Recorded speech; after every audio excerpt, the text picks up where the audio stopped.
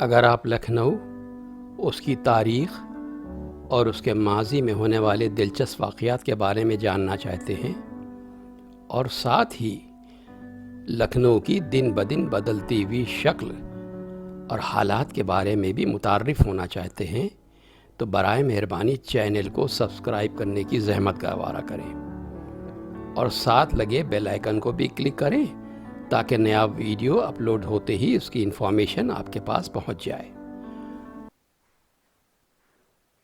لکھنؤ کے گلی کوچے کے عنوان سے جاری اس ویڈیو سیریز کے 12ویں قسط میں پیش ہے مولوی گنج کی تاریخ سے متعلق کچھ باتیں۔ تاریخ کی کتابوں کے مطالعے سے پتہ چلتا ہے کہ یہ محلہ عہد نواب سعادت علی خان میں کسی مولوی کے ہاتھ سے آباد ہوا اور امراء و رؤسا مشرقی صنعت و حرفت میں ہنرمند آباد رہے۔ محلے کے سردار مرزا سلیمان قدر بہادر خاندان شاہی کے اعلیٰ رکن اور معزز شہزادہ تھے۔ ان کی عظمت اور اقتدار کے مطابق تو ان کی کوٹھی نہ تھی، مگر آتا سلیمان قدر کافی مشہور ہے۔ آتا سلیمان قدر لکھنؤ کا مٹھیا برج معلوم ہوتا ہے اور شاہانہ دماغ سے نادار طبقے کے اپنے زیر سایہ رکھنے کے جذبے میں محل سرا کے گرد و نواح میں عام اجازت دے رکھی تھی، یعنی کہ غریب غربا کو محل کے زیر سائے میں آباد رہنے کی اجازت دے رکھی تھی، اور آسمان کے تاروں کی طرح بے ترتیب مکان بننا شروع ہو گئے۔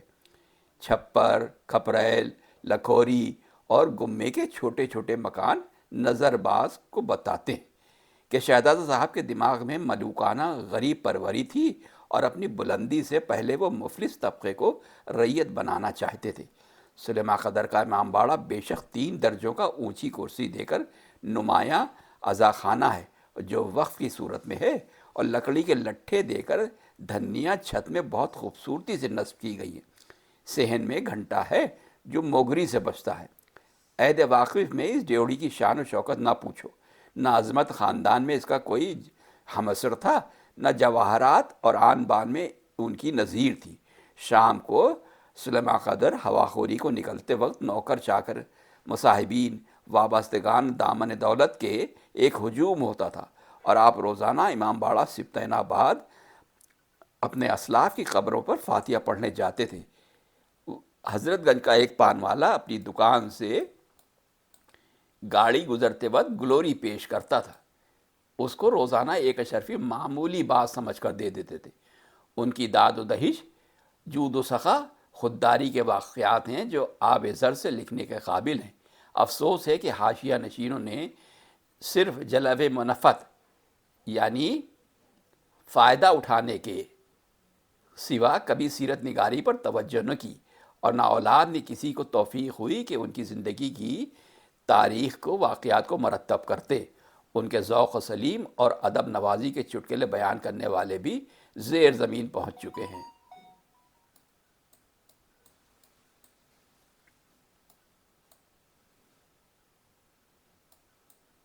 میر پھکیت اور اصالت خان بقیت اور خلیفہ ملہے پھٹیت مرزا سلیمان قدر بہادر کو لاٹھی چلانا یعنی لکڑی کا ہنر سکھاتے تھے، اور آغا مرزا مہدی امجدی وہ شہزادہ صاحب کو برچھی سکھاتے تھے۔ یعنی ان تمام ہنر میں، تمام فنون میں ان کو مہارت حاصل تھی۔ اس کے بعد مرزا ثریا قدر بہادر،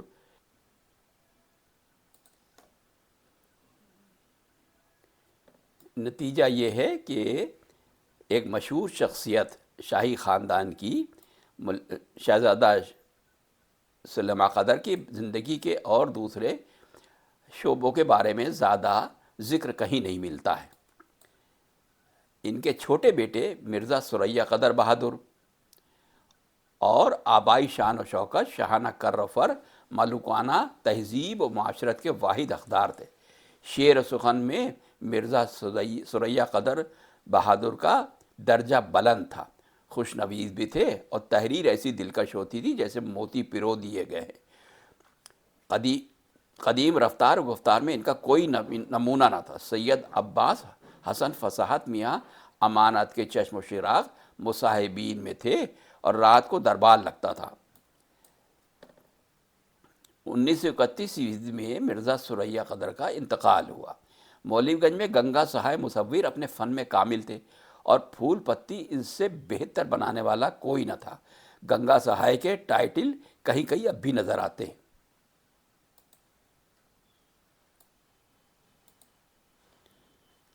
مولوی گنج کے مشہور قاسم علی بسکٹ والے عہد شاہی کے کمالات کا نمونہ تھے۔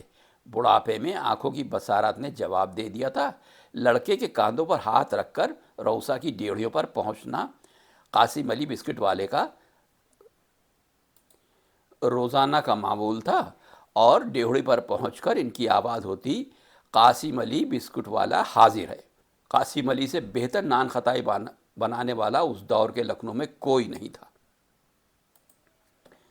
مولوی گنج میں ایک بہت مشہور پریس تھا جس کا نام تھا گلزار اودھ پریس، جس کو خدا بخش خاں بنارسی کے زیر نگرانی حافظ محمد باقر چلاتے تھے۔ اس کے بعد پریس تیغ بہادر قائم ہوا، جو کہ بہت برسوں تک قائم رہا۔ دھنیا مہری کی مسجد مولوی گنج میں موجود ہے، اور اس مسجد کے بارے میں فرقانہ وارانہ فساد ہو چکے ہیں۔ عدالت نے یہ طے کیا تھا کہ یہاں ہر دو فرقہ یعنی سنی اور شیعہ نماز پڑھیں گے۔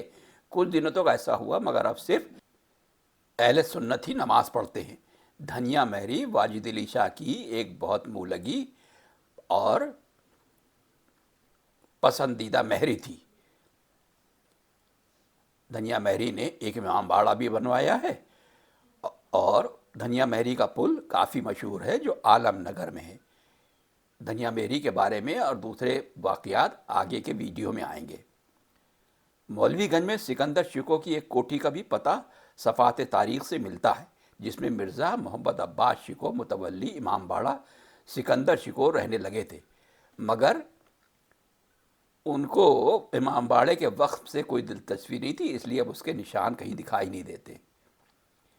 بوستان العاشقین 7 دسمبر 1887 کو منشی مادھو لال نے مولوی گنج سے یہ ہفتہ وار اخبار جاری کیا تھا۔ مولوی گنج میں شامل ہے محلہ رسی بٹان۔ یہ محلہ بھی مولوی گنج سے ملا ہوا پرانی بستی ہے۔ یہاں رسیاں بٹی جاتی تھیں۔ ظریف کا شعر ہے، اس محلے میں رسائی ہو تو جا کر دیکھو، اس محلے میں رسائی ہو تو جا کر دیکھو، شام کو رسی بٹوں زلف رسا آتی ہے۔ امام باڑہ امیر محل مولوی گنج میں ایک مشہور امام باڑہ بھی تھا۔ اوسط درجے کی خوبصورت عمارت امیر محل سلطان عالم واجد علی شاہ کی ملکہ تھیں۔ موصوفہ نے یہ اراضی داروغہ کرامت حسین افسر نزول کے ذریعے خرید کر امام باڑہ بنوایا، اور 16 محرم 1268 ہجری کو جب سلطان عالم کلکتہ روانہ ہوئے تو مہر ادا کر کے 6 محلات کو طلاق دے دیا تھا۔ امیر محل انہی بیویوں میں سے تھیں۔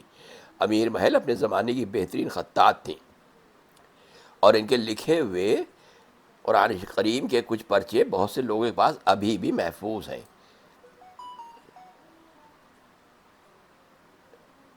امیر محل کی جائیداد 12 بنکے میں بھی موجود ہے۔ لکھ پیڑا سرائے امیر گنج ان کی اول العزمی اور غریب پروری کی یادگار ہے۔ 12 بنکی میں بھی امیر محل نے امام باڑہ اور مسجد تعمیر کی، جس کے نیچے دکانات وغیرہ بھی ہیں۔ امام باڑہ 12 بنکی کا مسجد کو دیکھتے ہوئے چھوٹا ہے۔ مولوی گنج کا امام باڑہ عہد شاہی کی عمارت ہے۔ اس کی چھت نواب امجد علی خاں مرحوم فرزند امیر محل نے اپنے اہتمام سے تبدیل کی۔ اس امام باڑے میں امیر محل نے جس شان و شوکت سے مجلسیں کیں اور تبرک تقسیم کیا، اس کی نظیر عہد شاہی میں نہیں ملتی۔ کھیر کی قلفیاں یا پلاؤ کے طباخ مجلس کے شریک ہونے والے مزدور کے سر پر لے جاتے تھے، اور اتنا وزنی ہوتا تھا کہ خود اٹھا نہ سکتے تھے۔ امیر محل نے 24 رجب 1310 ہجری کو سفر آخرت کیا، اور کربلائے تال کٹورہ میں زنجیری پھاٹک کے قریب سہنچی میں دفن ہوئی۔ اس کے بعد امام باڑہ کے متولی 1325 ہجری تک میر محمد عابد خاں اور قاسم علی خاں تھے۔ ہاتھی خانہ رسی پٹوں سے گزر کر یہ محلہ قدیم آبادی میں اب بھی شمار کیا جاتا ہے۔ اس کے 2 راستے ہیں، پہلا مولوی گنج سے، دوسرا امین آباد کے بجلی گھر کے پہلو سے۔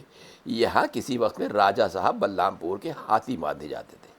یہ تھا محلہ مولوی گنج کا ایک مختصر تعارف جو عہد شاہی کے زمانے سے اور اس کے کچھ برسوں بعد تک قائم رہا۔